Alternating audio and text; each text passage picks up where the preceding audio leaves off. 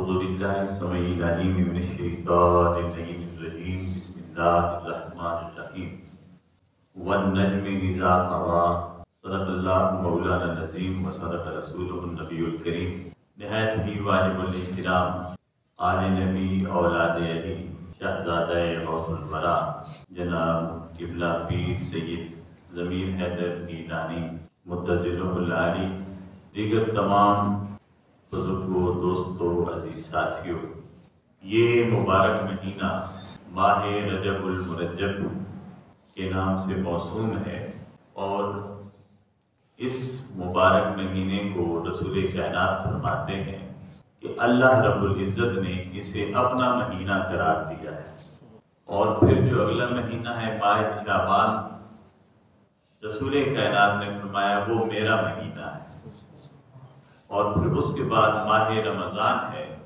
آقا کائنات فرماتے ہیں وہ میری امت کا مہینہ ہے۔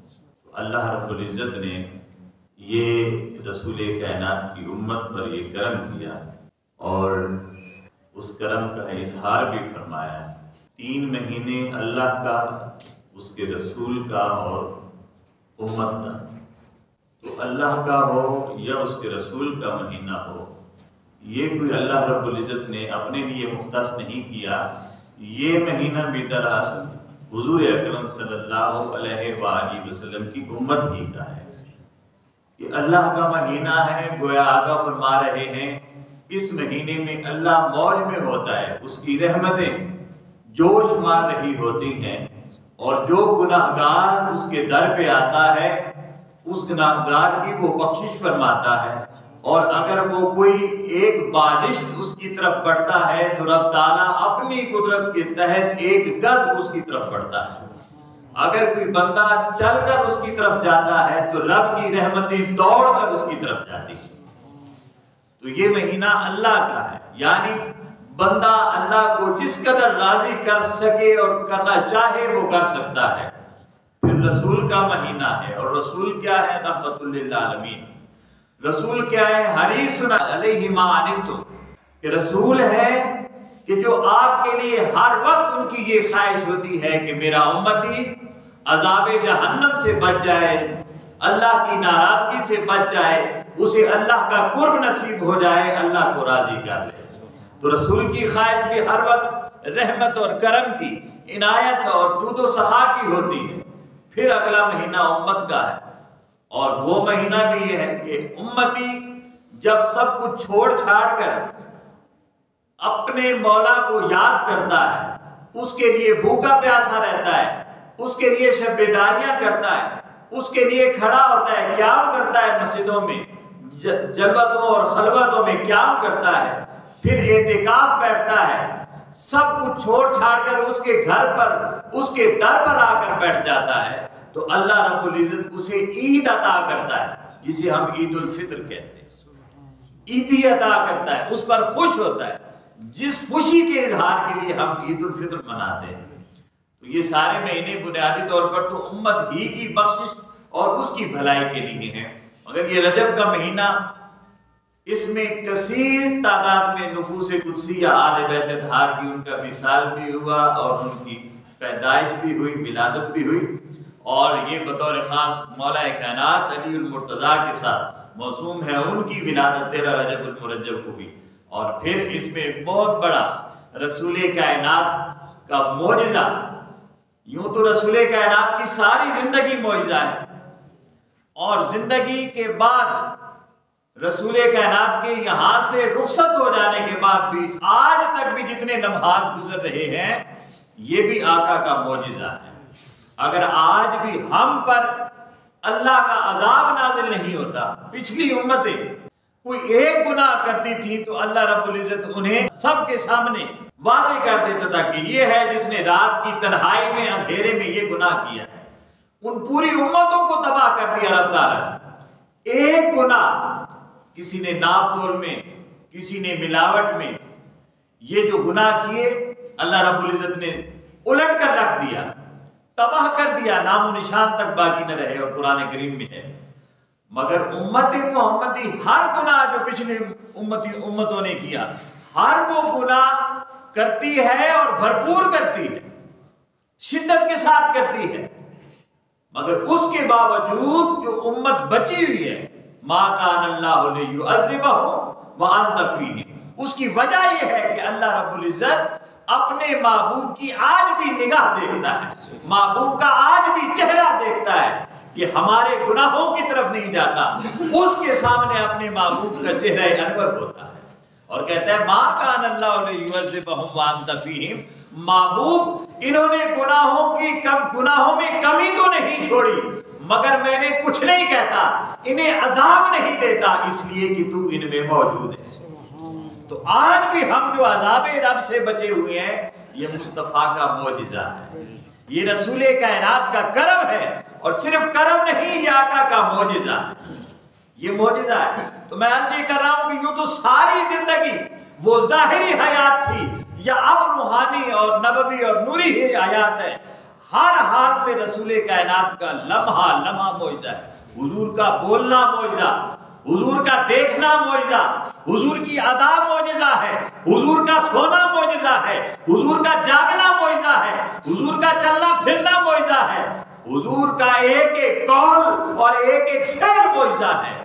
اگر معجزات قرآن میں ذکر ہوتے تو ابھی تک قرآن ختم نہ ہوا ہوتا، ابھی قرآن چل رہا ہوتا، لیکن اللہ رب العزت نے قرآن کریم میں معجزے بیان نہیں کیے، دیگر انبیاء کے معجزے بیان کیے کیونکہ وہ 1 2 3 4 تھے، مگر مصطفیٰ کے معجزے بیان نہیں کیے کیونکہ مصطفیٰ کی پیدائش بھی معجزہ ہے، آقا کا تو پیدا ہونا معجزہ، اور پیدا ہونے سے پہلے کا سال معجزہ، اور پیدا ہونے سے پہلے حضرت آدم سے لے کر عبداللہ تک ایک ایک والد اور ایک ایک والدہ معجزہ ہے۔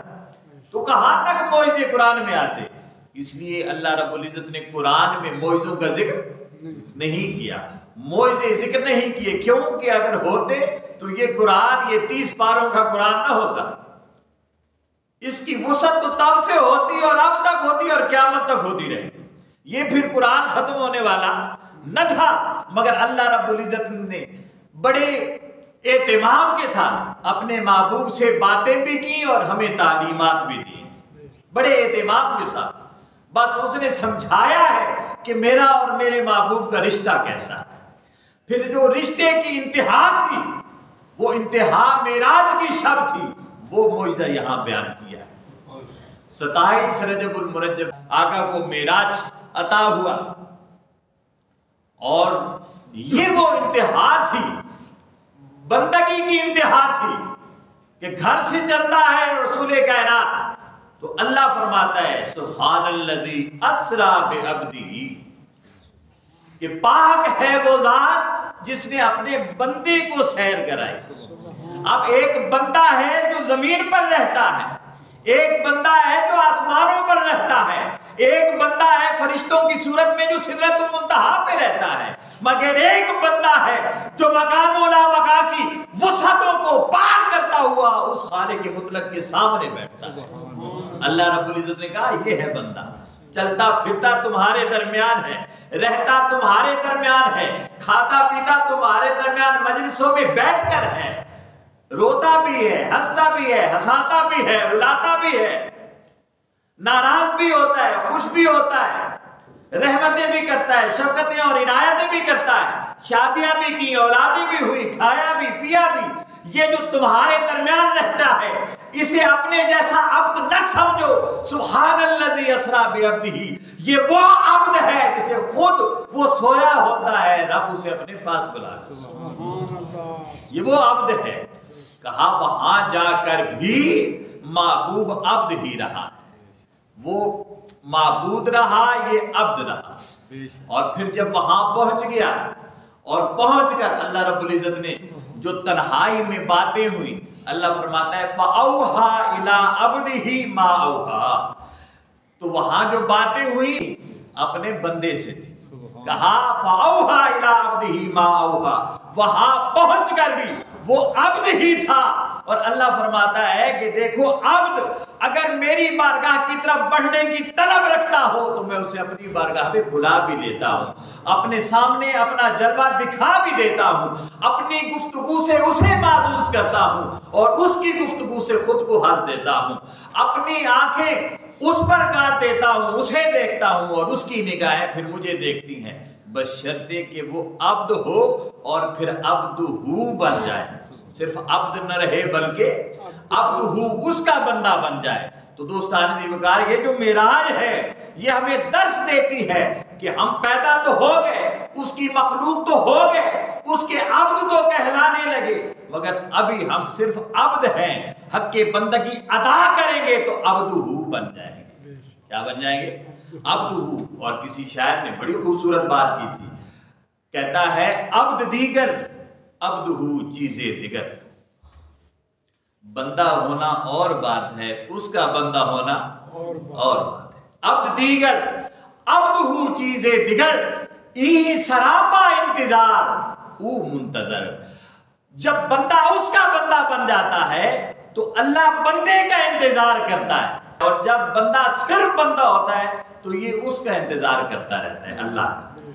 تو یہ فرق ہے کہ بندہ اللہ کی رحمت کا منتظر ہوتا ہے, اور جب اس کا بندہ بن جاتا ہے تو وہ اس کے اشارے کا منتظر رہتا ہے کہ میرا بندہ مجھ سے کہتا کیا ہے اور کب کچھ کہے.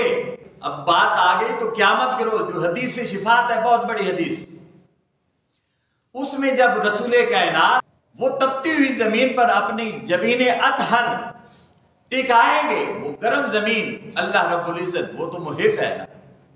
آج ہم اپنے محبوب کو دھوپ میں نہیں نکلنے دیتے اور اس کو ہم دعائیں دیتے ہیں انشاءاللہ تپتی لو نہ لگی. تو وہ کیسا ہے کہ اس کے سامنے اس کا محبوب انگاروں کی طرح تپتی ہوئی زمین پر جبین رکھ دے, یہ گوارا کرتا ہے وہ؟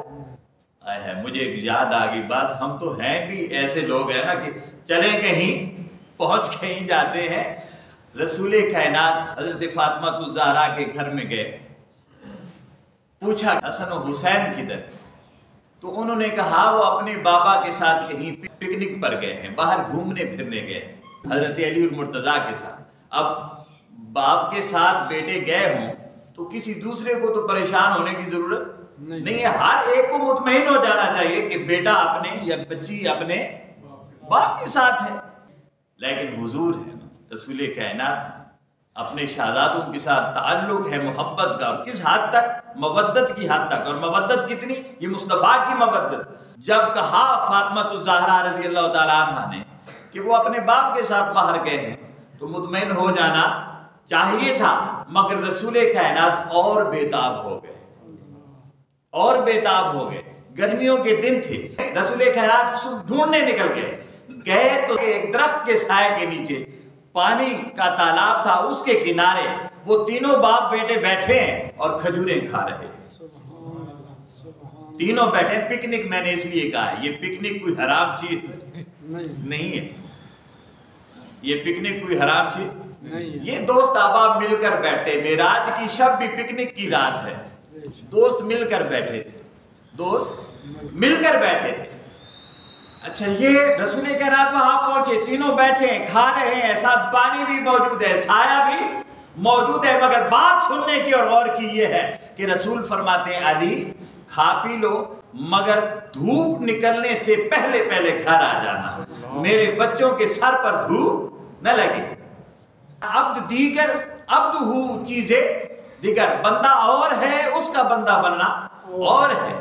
جب بندہ اس کا بندہ بن جاتا ہے تو وہ اس بندے کا انتظار کرتا ہے. تو یہ مقام ابدیت ہے اور یہ ہمیں سکھایا, اور یہ رسول کائنات کا معجزہ ہے جو آج تک رواں دواں ہے. تو سب سے بڑا معجزہ جو معراج کا تھا وہ اللہ رب العزت نے اس کا ذکر فرمایا, اور اس معجزے میں بھی جب یہاں سے نکلا تب بھی کہا یہ میرا بندہ ہے.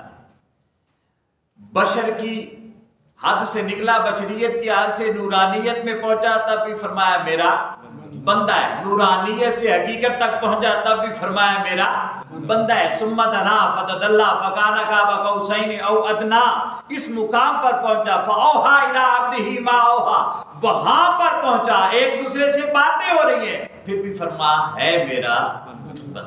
تو یہ ہے بندہ.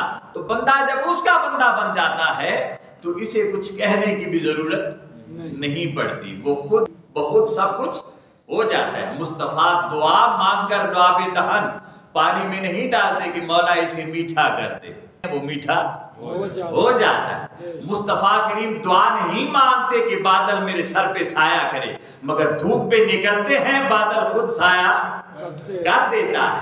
مصطفیٰ کریم درختوں کو بلاتے نہیں کہ آ جاؤ میرے پاس، پیغام دیتے ہیں کسی صحابی کے جاؤ انہیں کہہ دو کہ آقا بلا رہے ہیں. پیغام سن کر درخت لچکتے ہوئے، مہکتے ہوئے، اتراتے ہوئے، ناچتے رقص کرتے ہوئے مصطفیٰ. جب بندہ اس کا بندہ ہو جاتا ہے تو پھر اسے کچھ مانگنے کی ضرورت نہیں رہتی. سارا نظام کائنات خود بخود اس کا ماتحت ہو جاتا ہے. رسول اکرم صلی اللہ علیہ وسلم کی حیات طیبہ اور وجود اطہر کی 3 حالتیں ہیں اور کیفیتیں. کتنی؟ 3 حالتیں. ایک حضور کی ہے شان بشریت، ہم بشریت کے قائل بھی ہیں، مانتے، اور جو قائل نہ ہو وہ ایمان سے خارج ہے.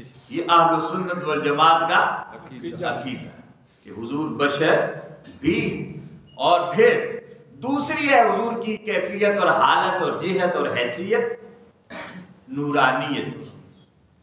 حضور نور بھی ہیں، جو حضور کے نور کا انکار کرے وہ بھی ایمان سے خارج ہے. یہ ہمارا عقیدہ ہے. اور تیسری جو حیثیت ہے حضور کی، وہ حضور کی حقیقت ہے. حضور کی حقیقت ہے، یعنی حضور بشر بھی ہیں کیونکہ بشر کی رہنمائی کے لیے آئے. حضور نور بھی ہے کیونکہ نور نے بھی فیض پانا تھا. مگر حضور کی حقیقت بھی ہے جسے اللہ اور اس کے رسول کے علاوہ کوئی جانتا نہیں. یہ حضور کا مقام ہے. اب یہ 3 حیثیتیں ہیں مصطفیٰ کے وجود اطہر کی. اسی لیے حضور کو معراج بھی 3 ہوئے. معراج بھی 3 ہوئے. ایک معراج تھا سبحان الذی اسری بعبدہ لیلا من المسجد الحرام الی المسجد الاقصی. ایک معراج ہے اقصی تک جو بظاہر مصطفیٰ کی بشریت کی معراج ہے. اور معراج یہ ہے کہ سارے انبیاء مصطفیٰ کے پیچھے کھڑے ہیں. وہ امام الانبیاء، سبحان اللہ. وہ کیا ہے؟ امام الانبیاء. اور بشر ہیں. کیا ہے؟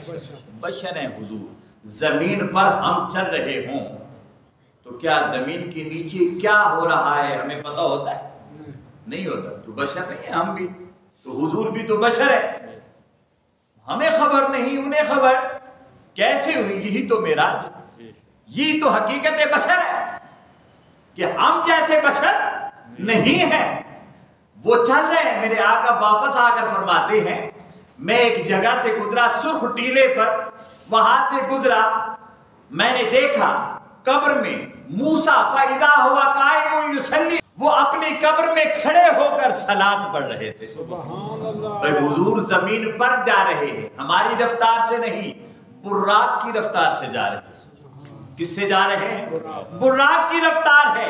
جہاں نگاہ پڑتی ہے وہاں قدم پڑتا ہے. اتنی سپیڈ ہے. ابھی تک وہ طیارے نہیں بنے اور انہوں نے بننا بھی نہیں ہے.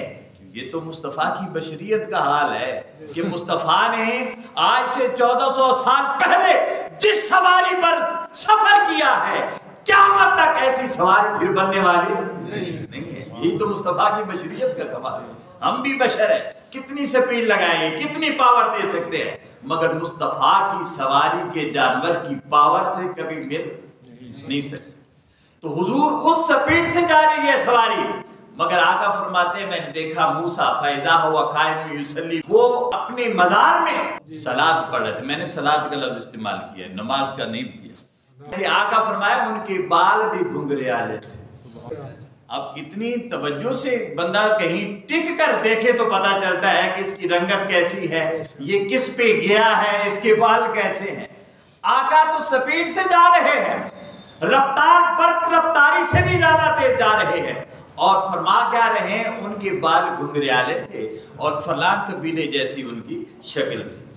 پھر آقا فرماتے ہیں میں گزرا، حضرت عیسیٰ ہوا قائم یصلی، وہ بھی کھڑے ہیں صلاۃ پڑھ رہے ہیں، اور فرمانے لگے ان کی شکل عروہ بن مسعود جیسی تھی۔ عروہ بن مسعود حضور کے صحابی ہیں، حضور کے صحابی ہیں، کہا عروہ بن مسعود جیسی ان کی شکل تھی۔ پھر کہا میں گزرا، یہ مصطفیٰ کی بشریت ہے۔ ہم کس بشریت کو لے کر پھرتے ہیں؟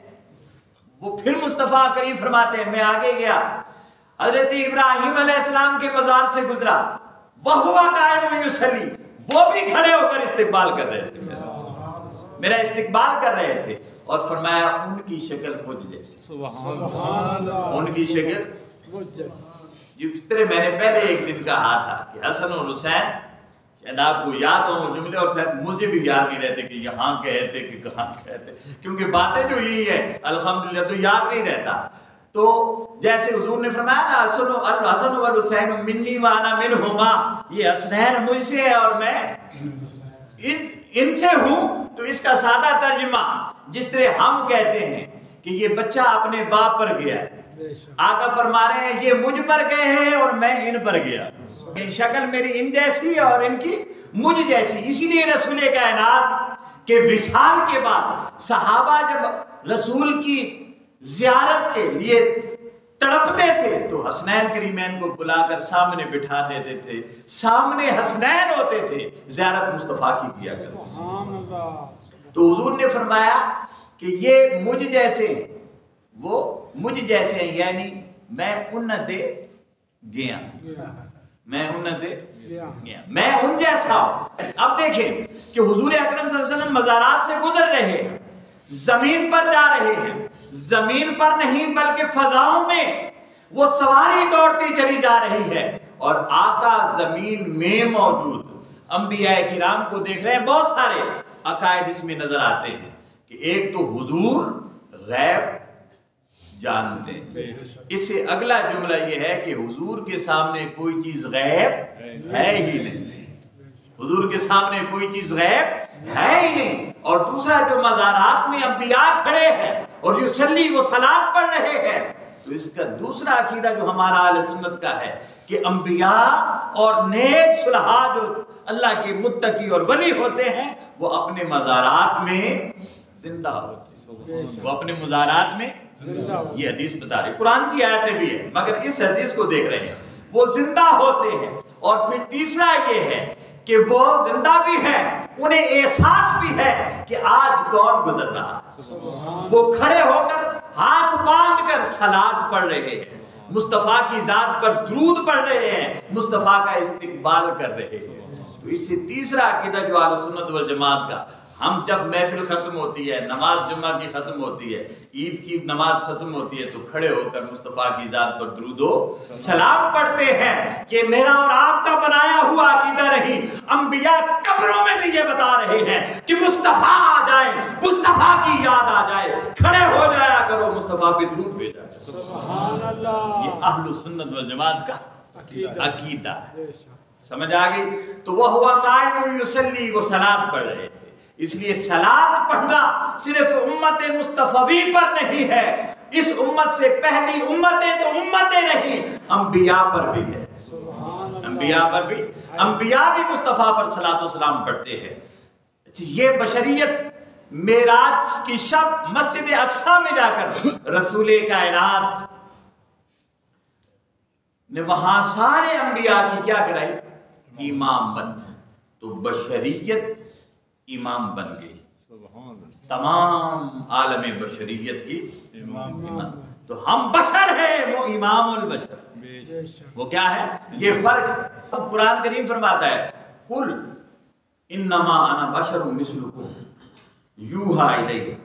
اب یہ خود قرآن کی آیت بتا دی کہ وہ ہم جیسے ہیں کہ نہیں ہے، کہ اللہ فرماتا ہے کہ محبوب کہہ دیجئے، نہیں مانتے تو کہہ دیں، کہہ دیں، کیا جاتا ہے کہنے میں، کیا ہے، کہہ دیں کہ میں تم جیسا بشر ہوں، مگر ساتھ کہو یوحا الیہ، مجھ پر وحی ہوتی ہے، مجھ پر وحی ہوتی۔ تو اب تم جیسا ہوا، تو اگر تم جیسا ہم جیسا ہوتا تو وہی ہم پر بھی آتی نا، یا ان پر نہ آتی؟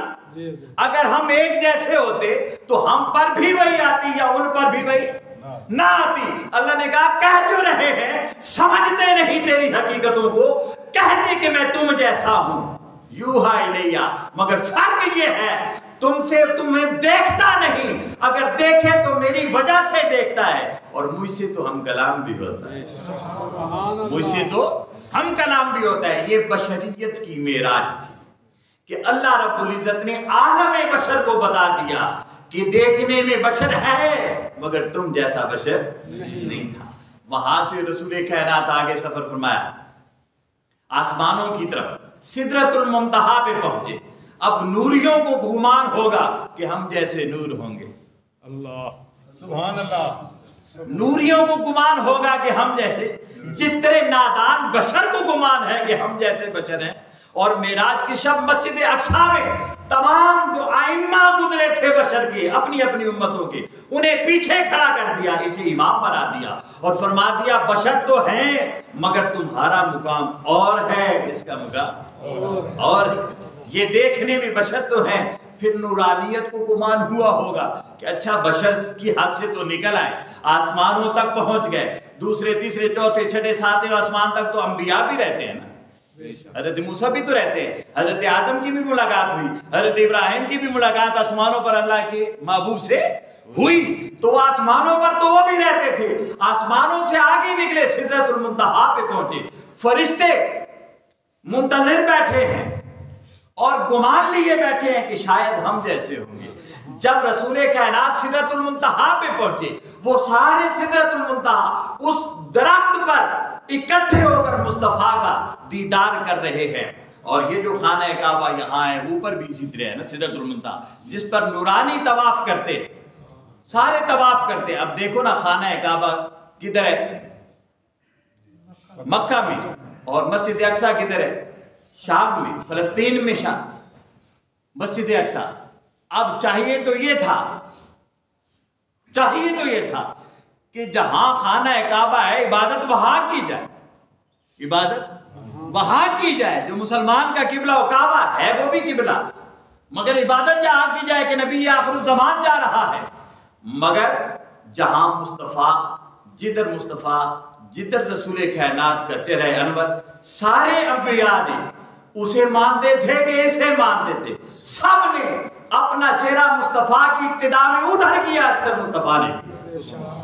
تو اللہ نے یہ بھی بتا دیا کہ مجھے قبلوں سے غرض نہیں، مجھے تو محبوب کی رضا سے غرض، کیونکہ میں یہ عبدہ ہے، یہ مجھے قبلوں سے غرض نہیں ہے۔ اس لیے اللہ نے فرمایا کہ قد نرا تقلب وجہک فی السماء، محبوب تیرا چہرہ آسمان کی طرف اٹھ رہا ہے اور میں دیکھ رہا ہوں، اور کیسے دیکھا؟ اللہ کے محبوب، یہ آپ نے سنا ہو، شاید میں نے بھی کہیں کہا ہو کہ حضور عصر کی نماز پڑھا رہے ہیں، 2 رکعتیں پڑھی، تشہد پر بیٹھے، ذہن میں خیال آیا کہ جب مکہ میں ہوتا تھا تو ایسی طرف منہ کرتا تھا کہ بیت اللہ بھی آ جاتا تھا، بیت المقدس بھی سامنے اسی لائن میں آ جاتا تھا۔ اب یہاں آیا ہوں، بیت اللہ کی طرف منہ کر رہا ہوں، دل کرتا ہے خانہ کعبہ کی طرف منہ کروں۔ سبحان اللہ۔ یہ جڑی پیرے دادے نی شے ہونی سارے چنگی لگنی کہ نہیں لگنی؟ باپ دادوں کی جو جائیداد ہوتی ہے، جاگیر ہوتی ہے، یہ خانہ کعبہ تو جاگیر ہے آباء و اجداد کی، مصطفیٰ کے، اس لیے تو علی وہیں پیدا ہوئے کیونکہ جاگیر ان کی ہے۔ تو رسول کائنات دوسری رکعت کے بعد بیٹھے ہیں، تشریف فرما ہے، سوچ رہے ہیں، خیال آ رہا ہے کہ خانہ کعبہ کی طرف منہ ہو جائے تو کیا بات ہے۔ اللہ رب العزت نے فرمایا جس طرف تیری رضا ہے، جس طرف تیری مرضی اور چاہت ہے کہ ادھر ہو جائے، تو محبوب دیر کس بات کی؟ اگلی نماز تو آگے آئے گی نا، جب سورج غروب ہوگا تو یہی نماز ہے۔ 2 رکعتیں بیت المقدس کی طرف منہ کر کے کہا، جب اٹھے تو کہا اب محبوب فَلَنُوَلِّيَنَّكَ قِبْلَةً تَرْضَاهَا، محبوب یہ گھر یہ بھی میرا ہے، وہ بھی میرا ہے، مگر جس طرف تیری رضا ہو، ضروری نہیں کہ خانہ کعبہ کی طرف، کہیں اور تو راضی ہوتا ہے ادھر چہرہ کر، ہم اسے قبلہ بنا دیں، قبلۃ ترضیٰ، جدھر تو جائے گا ہم اسے اپنا قبلہ بنا دیں گے۔ اور پھر جب رسول کائنات نے چہرہ خانہ کعبہ کی طرف فرما دیا تو فَوَلِّ وَجْهَكَ شَطْرَ الْمَسْجِدِ، تو پھر کہا اچھا ٹھیک ہے، پھر یہ صحیح۔ اس دن اس وقت اگر مصطفیٰ کوئی اور قبلہ بنا دیتے تو آج خانہ کعبہ قبلہ نہ ہوتا۔ قبلے دو ہیں نا ہمارے، بیت المقدس بھی ہمارا قبلہ ہے اور خانہ کعبہ بھی ہمارا قبلہ ہے، مگر ہم مسجد اقصیٰ کی بجائے خانہ کعبہ کی طرف منہ کرتے ہیں۔ تو کیوں؟ کہ مصطفیٰ کی مرضی، مصطفیٰ کی مرضی ادھر ہے۔ تو اللہ نے کہا فَلَنُوَلِّيَنَّكَ قِبْلَةً تَرْضَاهَا، محبوب جس پر تو راضی ہوگا، جیسے تو راضی ہوگا ہم ادھر تیرا رخ کر دیں گے، اسے قبلہ بنا دیں گے۔ تو قبلہ مصطفیٰ کی رضا پر بنا ہے، یہ ہمارا عقیدہ ہے۔ مجھ سے کسی نے سوال کیا کہ یہ تو قرآن میں ہے، یہ اللہ کی مرضی تھی یا مصطفیٰ کی؟ میں نے کہا قرآن تو کہتا ہے مصطفیٰ کی مرضی، قرآن تو کہتا تھا مصطفیٰ کی مرضی تھی، اور مصطفیٰ کی مرضی ادھر ہو گئی، مصطفیٰ کی مرضی کسی اور طرف ہو جاتی تو قبلہ وہ ہو جاتا، اور طرف ہو جاتا، مگر مصطفیٰ کی رضا یہ تھی، مصطفیٰ کی رضا یہ تھی۔ تو دوستان دی وقار، حضور جب وہاں پہنچے، فرشتے منتظر بیٹھے ہیں، رسول کائنات نے کی زیارت کی فرشتوں نے، اور رسول کائنات کے قرب سے اور قرب نوری اور قرب بشری سے فیض پایا، اور فرشتے منتظر تھے کہ شاید منزل یہیں تک ہے، مگر فرشتوں کا سردار جو یہاں اذانیں اور اقامتیں دے رہا تھا، وہاں جب پہنچا حضور آگے کی سواری براق سے ہٹے، رف رف آ گیا، اگلی سواری پر جب بیٹھنے لگے تو جبریل عرض کرنے لگے یا رسول اللہ آپ جائیے کہ آپ ہم جیسے نہیں، میں نہیں جا سکتا کہ میں آپ جیسا نہیں، سبحان اللہ، کیا بات، آپ جائیے کہ آپ ہم جیسے نہیں ہیں، یہ عقیدہ ہے، اور میں نہیں جا سکتا کہ میں تم جیسا نہیں، کیوں؟ نوریوں کا سردار اس کا یہ عقیدہ ہے کہ نور ہو کر بھی میں مصطفیٰ جیسا نہیں، مصطفیٰ مجھ جیسا نہیں۔ کیسا نادان امتی ہے جو کہے نبی مجھ جیسا، نبی کتنا گناہگار اور نادان امتی۔ اپنے عقیدوں کو درست کریں دوستان جی وقار۔ اس سے آگے رف رف پر گئے، اب رف رف کو گمان ہوگا کہ شاید میں انتہا تک پہنچوں گا، ایک مقام آ گیا، لامقام بھی گزرتے گئے، پھر ایک مقام آ گیا جہاں صرف انوار الہیہ تھے، لامقام ختم ہو چکا تھا، لامقام ختم ہو چکا تھا، اوپر صرف اللہ تھا، ادھر اس کا محبوب تھا۔ رف رف نے کہا اجازت دیجیے، اس سے آگے میں نہیں جا سکتا، اس سے آگے میں نہیں جا سکتا۔ میرے آقا نے اسے رخصت کیا۔ آج جبریل کو جب رخصت کرنے لگے تو آقا نے فرمایا کوئی تیری خواہش ہو جو میں وہاں جا کر بیان کر سکوں؟ تو جبریل نے عرض کی کہ یا رسول اللہ مجھے رب سے یہ اجازت لے کر دے کہ قیامت کے روز جب آپ کی امت پل صراط سے گزرنے لگے تو میں اس کے نیچے اپنے پر بچھا دوں، تو میں اس کے نیچے اپنے پر بچھا دوں۔ اب یہ امت ہے اور مصطفیٰ کا امت پہ یہ کرم ہے، اور امت ایسی ہٹ درم ہے کہ پھر بھی مصطفیٰ کے قریب جانے کی کوشش نہیں کرتی۔ تو کہا یا رسول اللہ بس جس امت کی آپ سید و سردار ہیں اس امت کے نیچے اگر میرے پر آ جائیں تو مجھے معراج نصیب ہو جائے پل صراط کے۔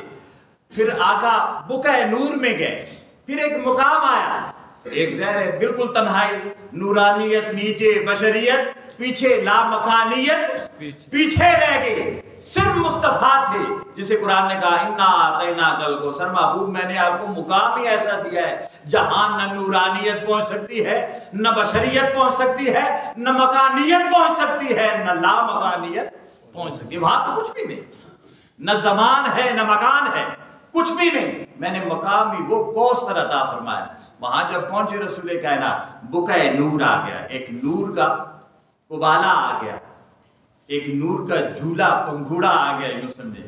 رسول کائنات اس میں سوار ہوئے آگے چلنے لگے، ذرا اجنبیت ہے، تنہائی ہے، ادھر تنہائی کا احساس ہوا، ادھر رب تعالیٰ نے فرمایا کف یا محمد ان ربک یصلی۔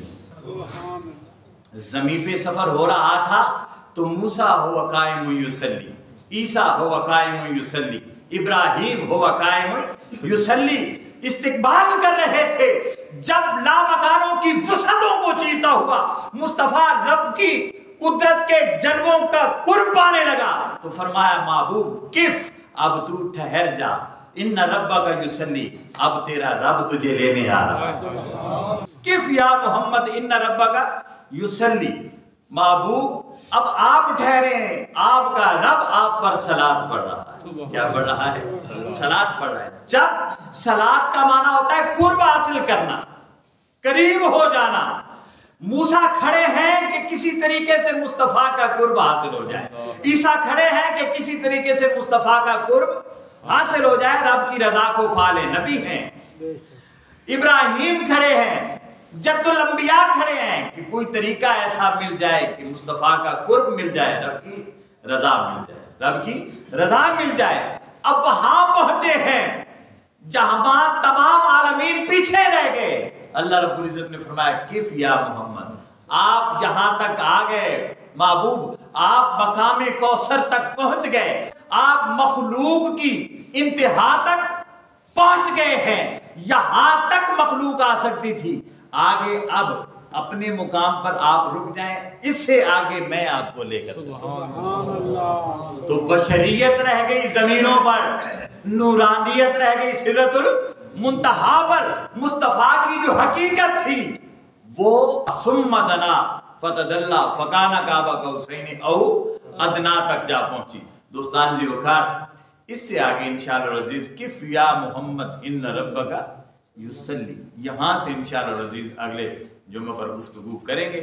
ہمیشہ ایک بار یاد رہے کہ یہاں لوگ یہ کرتے ہیں کہ پہلے وہ کوئی بات سوچتے ہیں، ٹھیک ہے نا، عقیدہ بناتے ہیں جسے ہم کہتے ہیں، اس کے بعد قرآن اور حدیث کو دیکھتے ہیں اور اسے لاتے ہیں اپنی تائید، اپنی، یہ عقیدہ نہیں ہوتا، یہ تو آپ کی مرضی ہوئی نا، یہ عقیدہ تو نہ ہوا کہ آپ نے ایک بات سوچی اور پھر قرآن کی آیت اس میں گھسیڑ دی اور حدیث کہ یہ جناب دیکھو جی قرآن کی آیت بھی یہ کہہ رہی ہے، حدیث بھی یہ عقیدہ نہیں ہوتا، یہ نہ عقیدے کی حقیقت ہے۔ عقیدہ یہ ہے کہ آپ قرآن پڑھ رہے ہیں، آپ حدیث پڑھ رہے ہیں، اور اس آیت اور اس حدیث سے آپ کو جو تعلیم ملتی ہے، جو درس ملتا ہے، جو وہ آیت اور وہ حدیث آپ کو بتاتی ہے، اس کے مطابق آپ اپنے آپ کو ڈھالتے ہیں، اسے عقیدہ کہتے ہیں۔ تو ہمارا اہل السنت والجماعت کا عقیدہ وہ نہیں کہ پہلے گھڑا اور پھر اس کی تائید میں قرآن لائے یا حدیث لائے۔ اہل السنت والجماعت کا عقیدہ وہ ہے کہ ہم نے گھڑا نہیں، ہم نے قرآن کو پڑھا، حدیث کو پڑھا، رسول کائنات کی سیرت کو پڑھا، رسول کائنات کی تعلیمات کو پڑھا، قرآن کی تعلیمات کو پڑھا۔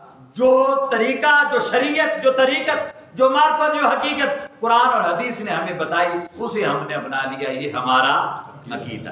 اللہ رب العزت ہمیں اپنے عقیدے کی پختگی عطا فرمائے اور سب سے پہلے اپنے عقیدے کی سمجھ بوجھ بھی عطا فرمائے۔ وما علینا الا البلاغ۔